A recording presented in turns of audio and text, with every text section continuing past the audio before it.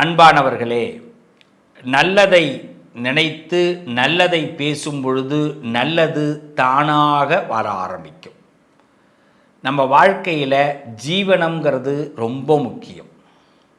இன்றைக்கி நம்ம வாழ்க்கையில் எதுக்கு வேணாலும் ரெஸ்ட் கொடுக்கலாம், ஆனால் சம்பாதிக்கிறதுக்கு மட்டும் ரெஸ்ட் கொடுக்கவே கூடாது. சம்பாதிக்கிறதுக்கு ரெஸ்ட் கொடுக்கறது எப்படின்னா, நான் சம்பாதிக்கிறத பற்றி யோசிக்கணும், அதுக்காக ரெஸ்ட். அப்பையும் சம்பாதிக்கிறத பற்றி யோசிக்கணும். சம்பாத்தியம்னா வெறும் பணம் மட்டுமல்ல, உறவுகளை சம்பாதிக்கணும், உள்ளங்களை சம்பாதிக்கணும், வேலைகளை சம்பாதிக்கணும், நல்ல நேரத்தை சம்பாதிக்கணும். சம்பாத்தியத்தில் இத்தனை இருக்குது. நல்ல மனுஷங்களை சம்பாதிக்கணும், நல்ல நண்பர்களை சம்பாதிக்கணும், நல்ல பேரை குட்வில் சம்பாதிக்கணும், நற்பெயர். இத்தனை சம்பாத்தியம் இருக்குது. அதனால் நம்ம சம்பாத்தியத்தை என்றைக்குமே நிப்பாட்டக்கூடாது. ஒரு ஜாதகத்தில் சம்பாத்தியம் வருமானம் பெருகணும். வருமானம்னா என்ன? மானம் நமக்கு வரணும். அது பேர் தான் வருமானம். நம்மளை காப்பாற்றும், நம்ம மானத்தை காப்பாற்றும், வந்து காப்பாற்றும். அந்த வருமானம் இல்லைன்னா நமக்கு அவமானம். வருமானம் இல்லைன்னா நமக்கு அவமானம். வருமானம் என்னென்ன? உறவுகள் வருமானம், நல்ல உறவுகள், நல்ல நட்புகள் வருமானம், நல்ல நேரம் வருமானம், நல்ல சொந்தங்கள் வருமானம், நல்ல குடும்பம் வருமானம், அப்புறமா தான் நல்ல தொழில் வருமானம், அப்புறமா தான் தொழிலால் வரக்கூடிய பணம் நமக்கு வருமானம். இதையெல்லாம் விட எல்லாம் வந்தும் அதை நல்ல வழியில் செலவாகுது பாருங்க, அதுவும் வருமானம். செலவு கூட வருமானத்தில் வரும். மானத்தோடு இருப்போம். இது எதுவுமே இல்லைன்னா நமக்கு அவமானம். ஒரு ஜாதகம் வருமானத்தை உயர்த்தணும்னா என்ன செய்யணும்? அவமானத்தை சந்திக்க கூடாதுன்னா என்ன செய்யணும்? அவமானம் எதனால் வருகிறது? வருமானம் எதனால் வருகிறது? ஒரு ஜாதகத்துடைய நிலை வருமானத்தை கொடுக்கறதாக கொண்டு வரணும், அவமானத்தை கொடுக்கறதா வரக்கூடாது. இதுக்கு என்ன செய்யணும் பார்க்கலாமா? வாங்க. மீனராசி. மீனராசிக்கு பார்த்தீங்கன்னா, ராசிக்கு 2வது வீடு மேஷம், ராசிக்கு 10வது வீடு சொந்த வீடு தனுசு. ஆமாம், குரு தான் அதிபதி. மீனத்துக்கு அதிபதி குரு. உங்களுக்கு 2வது வீடு மேஷமாக இருக்கிறதுனால ராசிக்கு பூமியில் காசை போடுங்க, நிறைய இடம் வாங்குங்க. மண் லாபம் மீனராசிக்கு மட்டும் உண்டு. நீங்கள் ஒரு பங்காளிக்குள்ளே சண்டை போட்டு ஒரு மண்ணுக்காக நீங்கள் ஒரு பிளான் போட்டால் கூட உங்கள் பக்கம் கேஸ் சக்ஸஸ் ஆகிடும். 10க்குரியவர் குரு. இந்த 2க்குரியவன் மேஷமாக இருக்கிறதுனால அது செவ்வாய் உங்களுக்கு மட்டும் ராசியாக போயிட்டாருன்னு வச்சுங்களேன். மீனராசிக்காரவங்களுக்கு செவ்வாய் மேஷத்துலேயோ விருச்சகத்துலேயோ மகரத்துலேயோ இருந்தால் உங்களை மாதிரி புத்திசாலி யாருமே கிடையாது. சொல்லி அடிக்கலாம் கில்லி. அதே 2க்குரியவன் போய் கடகராசியில் உட்காந்துட்டானா நீங்கள் கெஞ்சி தான் வாங்கணும். ஒரு விஷயத்த கண்டிப்பாக பகை வரும், பகையை ஜெயிக்கணும். பகை வந்துக்கிட்டே இருக்கும். இந்த பகை முடிஞ்சு அடுத்த பகை, அடுத்த பகை அடுத்த பகை. அதுமாரி உடம்பு ரொம்ப நரங்கி போகும். உடம்புல பார்த்துக்கணும், நரம்பு ப்ராப்ளங்கள்லாம் வராமல் பார்த்துக்கணும், ரத்த ப்ராப்ளங்கள் வராமல் பார்த்துக்கணும். மீனராசிக்கு 5ஆம் இடத்துல செவ்வாய் இருக்கக்கூடாது. ராசிக்கு 2ல் இருந்தாலோ அதே மாதிரி பார்த்திங்கன்னா மேஷம் விருச்சகம் மகரத்தில் செவ்வாய் இருந்தால் நீங்கள் கிங் மேக்கர், சொல்லி அடிக்கலாம் கில்லி.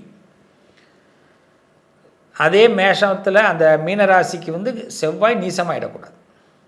அதே மாதிரி ராசிக்கு அதிபதி நீசமாகிடக்கூடாது. உங்களுக்கு மகரத்தில் போய் மீனராசிக்கு போய் மகரத்துக்குள்ள போய் உட்காந்துடக்கூடாது. யார்? உங்கள் ராசிக்கு அதிபதி குரு பகவான். மகரத்தில் உட்காந்து அவுட். அதே 5ல் போய் உட்காந்தாருன்னா நல்ல நட்பு கிடைக்கும். நட்பு ராசிக்கு 5ல் குரு வந்தால் நட்பால் முன்னேற்றம். நல்ல நட்பு வச்சுக்கலாம், அன்பு வச்சுக்கலாம். நண்பர்கள் ஆபத்துக்கு உதவுவான். எவனோ ஒருத்தன் கிடச்சிருவான். உங்களை கீழே டவுன்லேயே கொண்டு விட மாட்டான் ஆண்டவன். அதுவும் மீனராசியிலே குரு இருந்தாலோ ராசிக்கு 10ல் இருந்தாலோ உங்களுக்கு வித்தை தன்மைகளை நீங்கள் என்ன கற்றுக்கிட்டீங்களோ அதெல்லாம் அடித்து காலி பண்ணலாம்.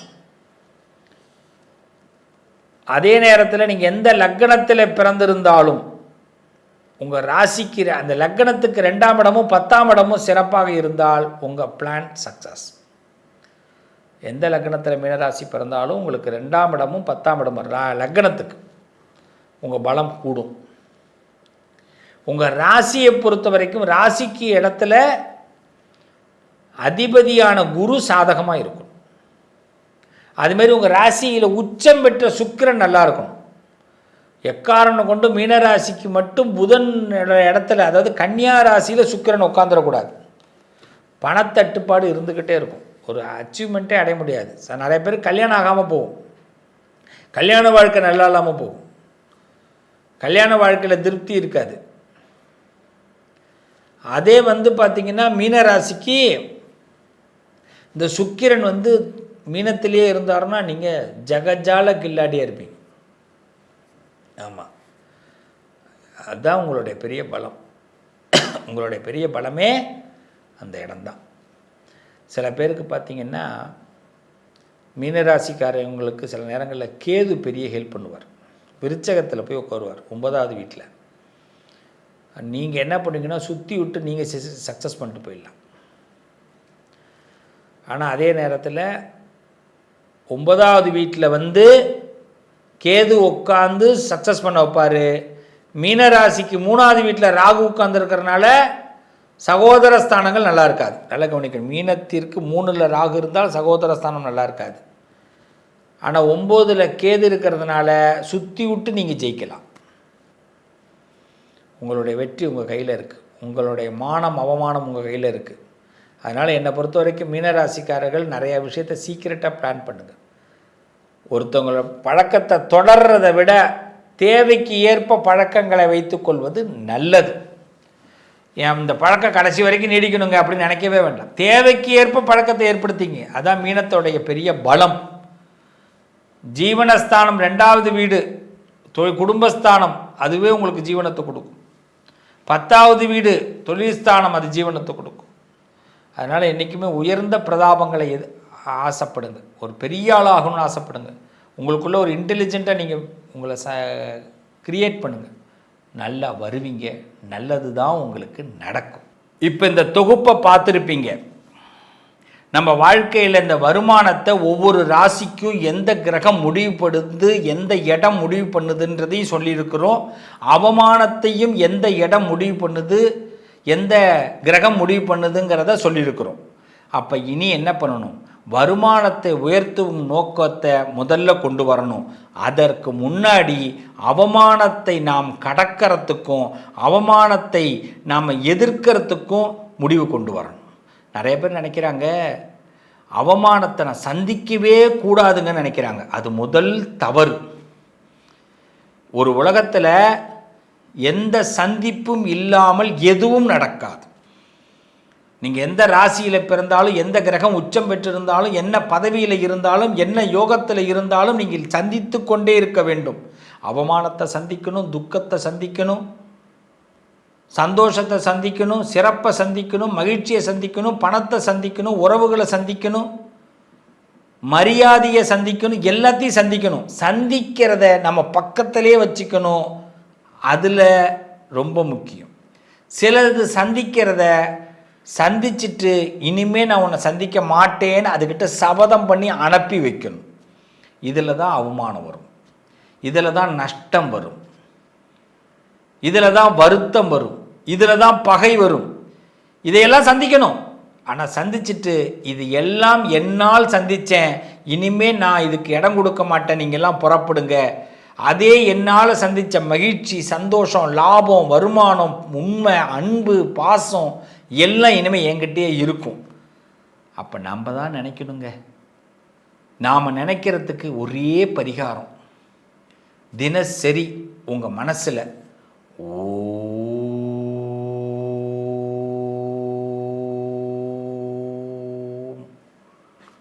இது மாதிரி காலையில் ஒரு 21 தடவை, சாயந்தரம் ஒரு 21 தடவை இந்த மந்திரத்தை சொல்லிக்கிட்டே இருங்க. ஓம் அப்படிங்கிற மந்திரம், அது இங்கேருந்து ஆரம்பிக்கணும்.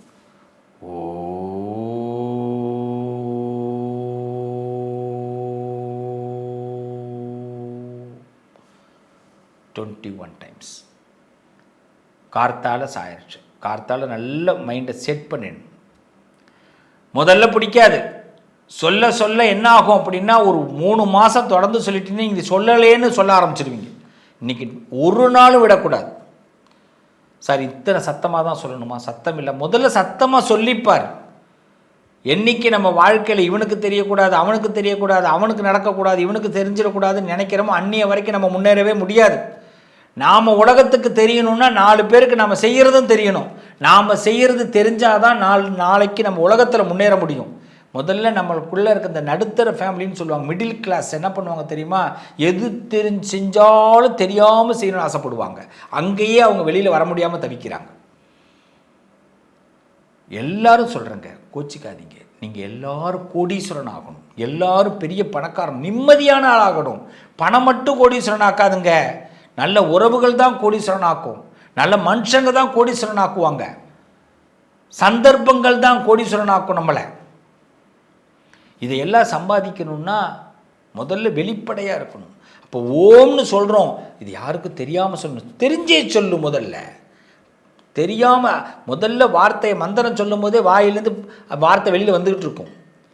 அப்புறமா கொஞ்சம் கொஞ்சமாக மனம் மந்திரம் என்னைக்கு சொல்ல ஆரம்பிக்குதோ அப்போ வாய் மூடிடும். அப்போ இந்த ஓம் நம்ம மனசு சொல்ல ஆரம்பிச்சிடும். அது ஒரு காலகட்டம் வரும். 120 நாள் ஆகலாம், 6 மாதம் ஆகலாம், 10 நாளில் கூட நடக்குமே. அப்போ ஆட்டோமேட்டிக்காக ஒரு சேட்டிங் ஒன்று போட்டுட்டு ஓம் போட்டுட்டு நம்ம மாட்ட இப்படி உட்காந்துருக்கலாமே. அது சொல்ல சொல்ல நம்ம மைண்டை சொல்ல ஆரம்பிச்சிடும். அங்கே ஓடிக்கிட்டு இருக்கும். அதை பக்குவம் வரணும். எடுத்த முதல் நாளே அதுக்குள்ளே போக முடியாது, போகக்கூடாது. பொய். இந்த ஓம்ங்கிற மந்திரத்தை சொல்லுங்கள். இந்த ஓம்ங்கிற மந்திரம் உங்களுக்கு பிரணவ மந்திரம். இதை நீங்கள் சொல்லி பாருங்க. மதியம் காலத்துலேயும் வேணால் சொல்லுங்கள். கார்த்தால சாயரிச்ச கண்டிப்பாக சொல்லணும். தூங்குறதுக்கு முன்னாடி எழுந்த உடனே மதியமும் சொல்லுங்கள். உங்கள் வாழ்க்கையில் நீங்கள் நினச்ச இலக்குகளை கரெக்டாக 1 வருஷம் டைம் எடுத்துக்கோங்க. எது நினைக்கிறீங்களோ நடக்கும். நடந்தே தீரும். நல்லது. வாழ்த்துக்கள். மீண்டும் உங்களை அடுத்த பதிவில் உங்களை சந்திக்கிறேன்.